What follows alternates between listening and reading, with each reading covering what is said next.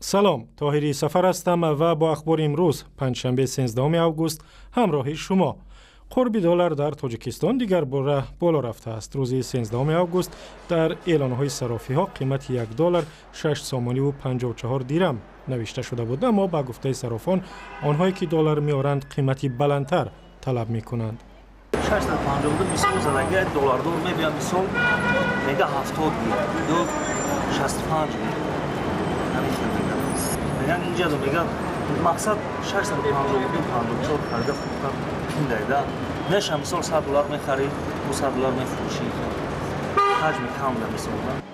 بانک ملی تاجیکستان میگوید پایین رفتن قرب سامانی به ارزش روبل روسی وابسته است که مهاجران تاجیک میفرستند. عین زمان قرب روبل روسی هم در تاجیکستان پایین رفته است و به شما در عوض 100 روبل روسی 10 سومانی و 46 دیرم میدهند. قرب رسمی دلار را بانک ملی 6 سومانی و 27 دیرم تعیین کرده است. از بس که اقتصاد تاجیکستان به پول مهاجران کاری و همین گونه به اقتصاد روسیه پایبند است، کند شدن سرعت رشد اقتصاد روسیه سبب کمتر شدن درآمد مهاجران کاری و همین گونه درآمد اهالی تاجیکستان می شود و به قرب سامانی هم تأثیر می گذارد. مقامات تاجیکستان میگویند یک ساکن 31 ساله ناحیه واسه را که از سفر به سوریه داشت از نیمه راه برگرداندند و بعضی دیو پرونده جنایی باز کردند. نوریدین دولتوف ساکن ناحیه واسه را ماه ایول مقامات ترکیه در غازیان تپه در شهر هم مرز با سوریه دستگیر کردند و به تاجیکستان فرستادند. یک ماه دو ماه پیشتر با ما معلوماتی رسید که شهروند نموده از شهر دوشنبه به ترکیه سفر کرده، در اونجا از اونجا به مقصد مسئولیت رفتن داشت، ولی در اونجا مقامات های داخلدار جمهوری تاجیکستان و با همکاری جمهوری ترکیه دستگیر کرده اونو به وطن برگردانده شد. با گفته مقامات نوریدین دولتوف زیر تاثیر عقیده‌های افراطی مانده و قصد داشته است در سوریه به صف گروه دولت اسلامی بپیوندد. حالا این جوان تاجیک که زن و فرزند نیز دارد بر اساس کودکس جنایی به زرخریدی متهم می شود.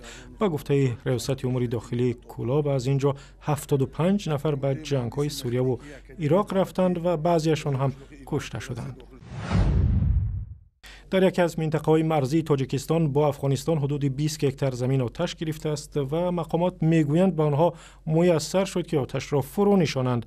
در خدمات آتش نشانی منطقه کلاب روز 13 آگوست به رادیوی آزادی گفتند سوختار ساعت‌های 12 روز چهارشنبه 12 آگوست در منطقه مرزی دیدبانگاه رقم 4 در ناحیه فرخار در مرز افغانستان رخ داد.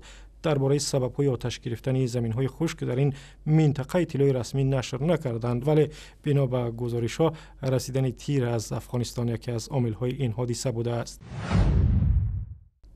در شهر خوجند مرکز ولایت سوخت به زودی زیرایستگاه برقی وحدت به استفاده داده می شود که برای تامین منظم ساکنان ولایت با نیروی برق بسیار مهم به حساب می رود. زیرایستگاه وحدت با توانایی 16,000 کیلووات بر طبق طرح کم کردن تلفات نیروی برق در ولایت ترمیم می شود و به آن 12 خط بلند شدت نیروی برق 10 کیلوولتی وصل کردند. در زیرایستگاه تجهیزات نوی معاصر نصب شده است که امکان می‌دهد تلفات در خطهای برق کمتر و از این حساب تامین اهالی و مؤسسه ها با نیروی برق بیشتر شود. در شهر خوجند 8 زیرایستگاه برقی موجود است که بسیارشان در سالهای شوروی ساخته شدند و با تجهیزات قدیمی و فرسوده کار می‌کنند و زود به صدمه دچار می‌شوند.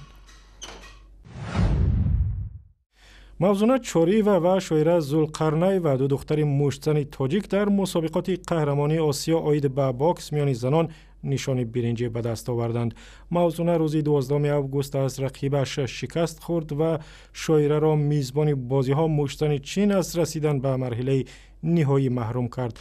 مسابقه قهرمانی آسیا عاید به باکس میان زنان در شهر اولانچابی چین ادامه دارد و 4 دختر مشتزن از تاجیکستان به آنجا رفتند، ولی این دفعه به هیچ یک از آنها میسر نشد به دور نهایی راه یابند. و اخباری از این هم بیشتر در وبسایت رادیو آزادی، در صفحه های ما در فیسبوک، توییتر و یوتیوب و هم زمینه مخصوصی رادیو آزادی برای تلفن های همراه.